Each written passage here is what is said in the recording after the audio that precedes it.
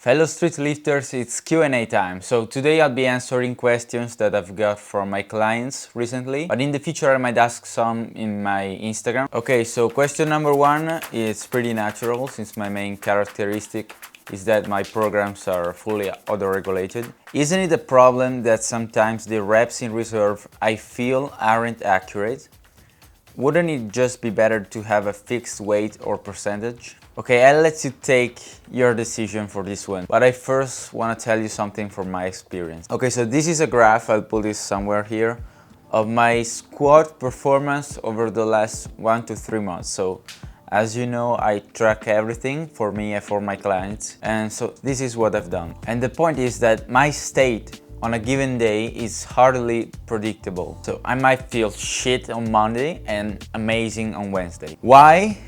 Maybe work, maybe sleep, maybe something else. Now imagine that I plan for you sets of 7 with I don't know, 70%, a percentage so that you have around 2 reps in reserve. So you have your first set, and the percentage is based on your average performance over the last month, because there are some retarded people that calculate percentages on your personal best. We are already above that level, so we're taking the average performance and then we're taking a percentage of that. So it's already a bit safer, but maybe that day you'll feel weak, which is totally normal, okay?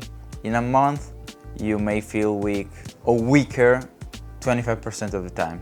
Let's say in a month, you could feel weaker 25% of the time, stronger 25% of the time, and around average 50% of the time, okay? With a trend over the months that keeps going forward and you keep getting stronger. Over a single month, it's normal to have this kind of oscillation. And 1 in 4 workouts is a lot, okay? It's a lot of workouts where you're feeling weak. So let's go back to the set of 7. That day you feel weak. You go, you load that weight because you already know what it is. It's fixed. That's the point. And you're barely able to do all 7 reps, okay? So you do them. You're just a little bit weaker. Instead of doing 7 with 2 reps in reserve, you're doing 7 with 0 reps in reserve.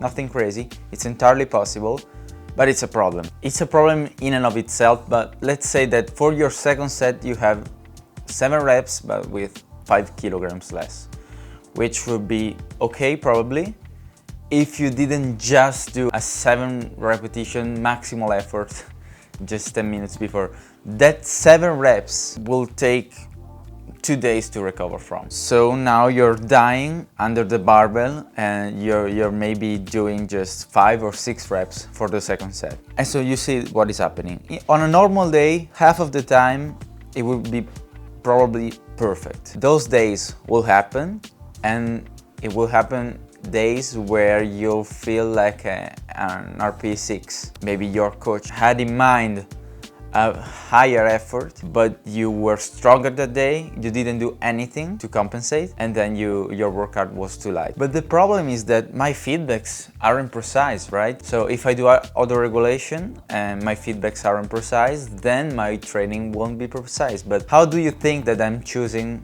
if I'm doing fixed weights, which I don't do, but I did in the past, how do you think that I'm going to decide what those fixed weights are? I have to base my decision on some video feedback and a lot of written feedback that you've left on the program. I did 7 reps with 90 kilograms, okay, I chose the weight, and then you say, okay, it was easy. Some people just give that kind of feedback. Easy, hard, okay, it was okay, okay, that's the worst. Let's say you say, okay, I felt it like an RP7. Then the next month, I use that feedback to choose your weights. So if your feedback wasn't precise, yeah, videos can help, but the entire following program won't be precise. And that's okay, because usually it is pretty precise. But you still have that big, huge ass problem of having bad days and still having high loads, or the opposite. having planned high loads and you're feeling even stronger, and then you perceive those as light. So this is my solution. I've been doing this for a lot of time now. It's been working predictably, which is a huge thing. Predictably. You do this, you get better. You do this, you get better, okay? You trust the process. You're feeling shit for 2 weeks, trust the process, you'll get better. And it keeps working. And it's nothing crazy. It's just figuring out alongside with all of the other principles of training. It's just figuring out how to implement auto-regulation in the best way possible. So what I do is, you usually have, let's say you need to do 3 sets of 7. You usually have 1 single, so 1 set of 1 rep. If you feel really good, you'll get another single with a heavier weight because the first one didn't warm you up enough. Then, based on the feedback on the second single, you have the weight for your first set. Okay, so the singles, the most precise one will auto-regulate the first actual set of 7. Then it's not over. Based on your feedback on the first set of 7, you know what to do with the other sets. And it's not only this, to be even more precise, almost unnecessarily, I have a system to test regularly every month, usually, if your guess was right. So yeah, no weak points, man, no weak points. Next question is, how often should I compete? Okay, I'll try to answer quickly to this one. Competition has the upside of being amazing. It's a wonderful experience. You get to meet people that do the same sports you do.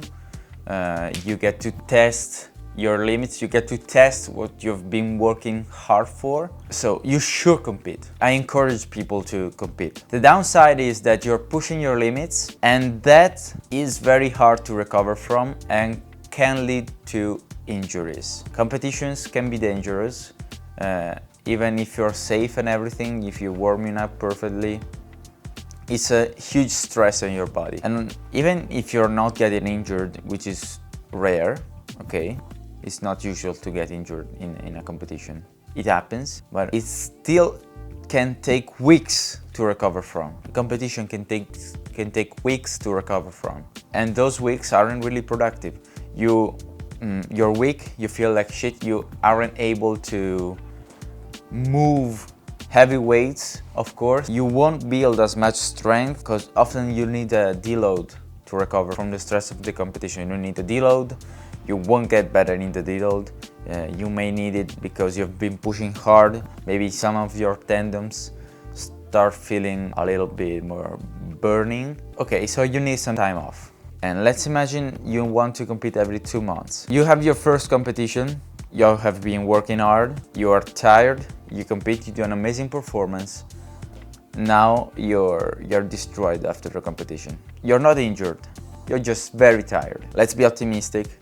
It takes you two weeks of very light training. First week you're dead, that's normal. Second week you're just getting back to training, then you're getting better. After 1 month you're back to normal, and now you can start pushing, okay? You can start working hard again, you can start doing more volume, doing more hard sets with high reps and a higher load, building something, okay?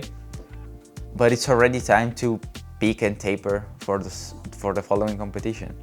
So it's 2 months, but really you have been doing productive training for 2 to 3 weeks. So you got 2 to 3 weeks of productive training where you build strength in the last 2 months. You need time to build your strength up, and that's impossible if you're competing too frequently. Okay, last question. I want to implement some cardio, but I don't know if I should do cycling or high intensity training, okay, like interval training, that kind of stuff. I don't know what has a bigger impact on my strength training. I prepared a short about this where they did a specific study on this topic. So I prepared a short.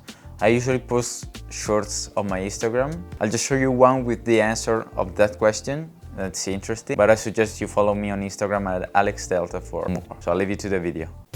So you're a street lifter and you want to do cardio. Should you choose a high intensity cardio like circuit training or a low intensity one like cycling or running? The most important thing to remember is that both types of cardio will interfere with your strength training. So folks doing only strength training will become stronger than the cardio ones. But if you have two, and there's plenty of reasons why you will want to, I love hiking for example, a moderate intensity cardio seems to be less taxing than a high intensity one.